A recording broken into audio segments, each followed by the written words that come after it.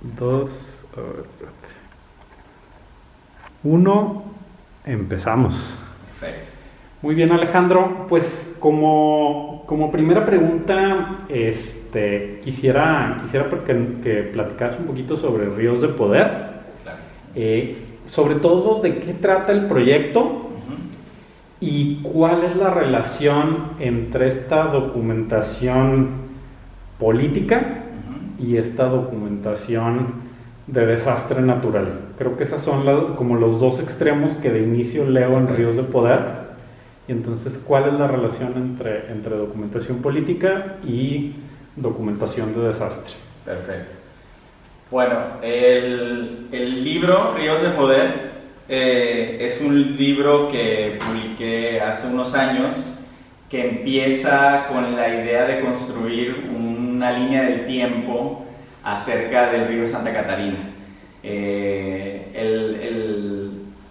proyecto nace con la idea de encontrar relaciones entre el poder político que existe en la ciudad y en el área metropolitana de Monterrey y el poder natural que tiene este río, el río Santa Catarina, ¿no? Entonces, ver de alguna manera a través de una línea del tiempo hacer estas relaciones entre la construcción, manipulación y control de un espacio natural y cómo ese espacio natural recobra su propio poder y destruye a ese otro poder que trata de controlarlo, ¿no? Entonces, el libro es un vaivén de estas dos fuerzas, una natural y bueno, la humana es también natural de alguna manera, pero desde un pensamiento político hegemónico. Y el libro tiene en sí esa construcción, empieza en el pasado, de repente hay un presente, que era el 2010, en el momento que estaba tomando las fotos, y regresa a un pasado, desde 1902 hasta el 2010, prácticamente un siglo de ese ir y venir entre fuerzas políticas y fuerzas naturales. Excelente. Oye, y tú cuentas una historia de este ir y venir y manejas tres momentos específicos de la historia de este río. Sí. Si nos pudieras platicar un poquito más sobre ya no sobre el hacer el libro, sino sobre esta historia que tú conoces y documentaste. ¿Cuál es esta historia de lucha entre el río y la naturaleza en vivo y la naturaleza humana? ¿Y cuándo acaba esta historia, a tu parecer? Bueno, el libro tiene como tres momentos históricos muy específicos. Uno es a principios del siglo XX, la inundación que hubo que mató a más de 3,000 personas, 1902, 1903. La segunda fecha histórica es cuando pasa el huracán Gilberto en los 80s. Y la última es el huracán, bueno, más bien fue una tormenta, Alex.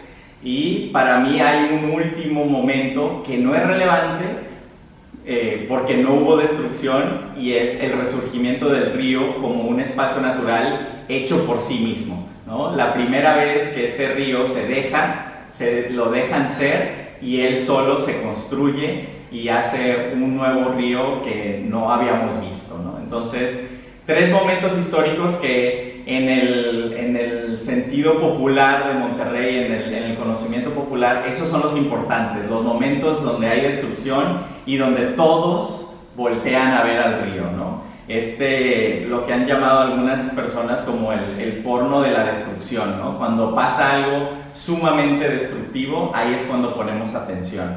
Y este último momento que parece irrelevante, cuando el río solamente es un río, ¿no? Entonces el libro juega con estos tres momentos importantes de destrucción y lo que viene después de esa destrucción, que es esta idea de la reconstrucción. Yo lo viví después de la tormenta Alex y estos, ¿no? Creo que fueron casi 3 o 4 años del sacar y sacar y sacar escombro. Y bueno, Morones Prieto y Constitución fue un desastre, ¿no? Por esos años de la remoción de escombros, y para que al final el río cobrara su propio sentido y se convirtiera en lo que vemos hoy en día, que es un río libre, un río que hace lo que necesita hacer para sobrevivir, ¿no? Dentro de esos tres momentos siempre han habido esfuerzos del gobierno, del poder político, de potencializar ese real estate, ese pedazo de tierra que está en el mejor lugar de la ciudad. Entonces hemos tenido las épocas de canchas, las épocas de visitas del Papa, de pulgas, de albercas, una alberca adentro de un río. Eso es de las cosas más irónicas. Eso es un statement de lo que es ser regio, ¿no? Vamos a poner una alberca adentro de un río, en el lecho de un río.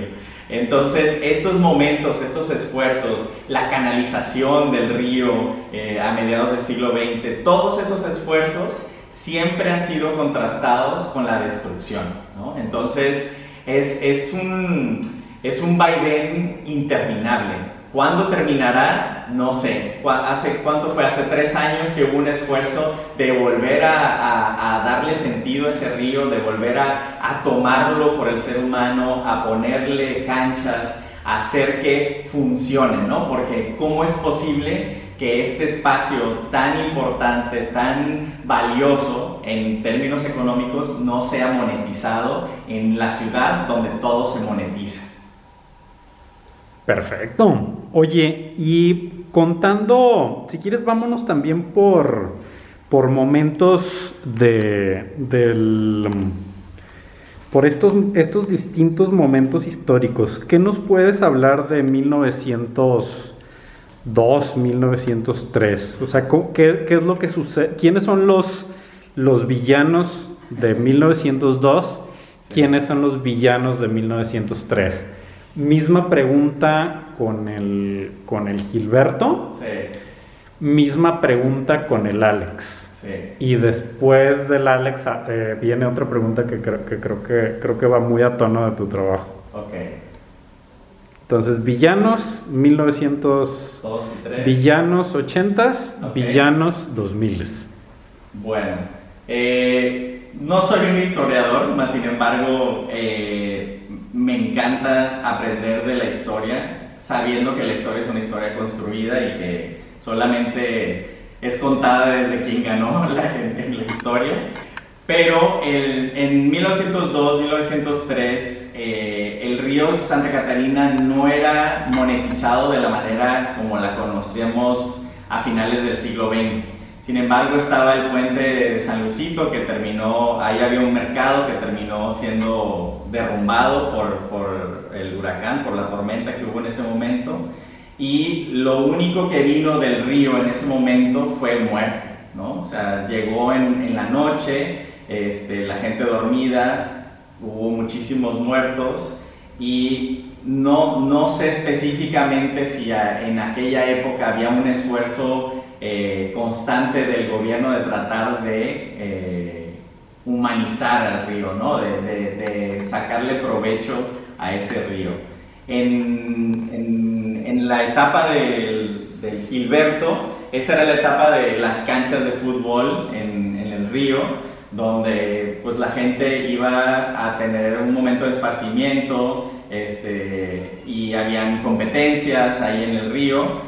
Y lo que pasó con el Gilberto, de alguna manera, fue un choque entre la naturaleza brava, libre, que recobró su paso, su derecho de paso, y que destruyó un esfuerzo político que tal vez servía para ganar elecciones, ¿no? O sea, vamos a ponerles canchas, vamos a ponerles un lugar de recreación a cambio de votos, ¿no? Y el río dijo, me llevo estas canchas a cambio de que me dejen ser, ¿no? Ahí hay un dar y recibir, ¿no? Aunque el río lo toma a fuerza, ¿no? No importa qué tanto dinero se haya invertido, el río siempre lo pide de vuelta. Y en la última etapa en la que trabajé en el libro y que de alguna manera investigué ya a viva voz fue la tormenta Alex. Justo antes de la tormenta Alex, estamos hablando de 2008-2009, yo había empezado a hacer una documentación de este lugar idealizado del río Santa Catarina. Iba en las tardes, el momento de cuando el sol está cayendo, y empecé a registrar las canchas, pero las canchas ya a otro nivel, no de los 80s, eran canchas con pasto, estaba el campo de golf, el campo de tiro de golf, estaba la ciclopista, era yo lo veía y cuando lo fotografiaba decía, es que esto es el ideal para el político regio, o sea, aquí están subarrendando o rentando estos espacios porque había negocios ahí, había un go-kart también, o sea, se estaba ganando dinero del río, ¿no? Entonces, ese momento yo creo que era la cúspide de utilizar el río Santa Catarina como un espacio monetizado, ¿no? Y, oh sorpresa, ¿no? Ya habían hecho la rompepicos para ese entonces y pensaron que ya nunca más iba a pasar un Gilberto por aquí y sorpresa, ¿no? O sea, se llevó absolutamente todo, inclusive a la Virgen, que ahorita recientemente ha surgido otra vez en el imaginario regio. Ese momento, para mí, haberlo vivido, y no, o sea, me llevó como a ser parte de lo que es ser un regio, ¿no? Este momento donde pasa una destrucción que nos une a todos, me pasó, ¿no? En el 2010, en el 88, fue el 88, ¿verdad? En el 88, cuando fue el Gilberto, yo me fui de Monterrey una semana antes a República Dominicana y no me tocó vivirlo. Sí me tocó vivirlo a través de mis hermanos que nos llamaron y nos decían que todo estaba cerrado, que había un olor a muerte, o sea, fue una cosa como muy choqueante. Además, nosotros verlo en la televisión desde lejos, bueno, las noticias literal pintan todo horrible, ¿no?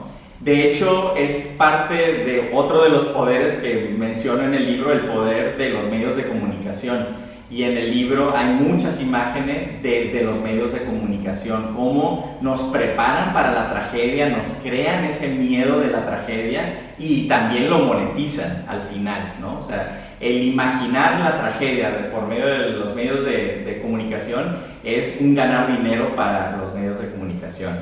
Y bueno, entonces esta última pugna que me tocó ver a viva voz de la tormenta Alex, llevó, yo creo, a una frustración de parte del poder político de que no iban a poder ya volver a salir con grandes planes para el río, ¿no? Porque iba a ser muchísimo más difícil de vender. Aparte coincide con el auge del internet y de los memes y de que estamos más interconectados.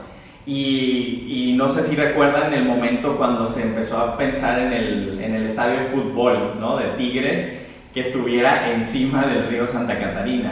Y ese proyecto se lo comió, las redes sociales y el internet se comió ese proyecto, ¿no? Pero viene auspiciado por el dolor y el sufrimiento y el caos que pasó en el 2010 con la tormenta Alex.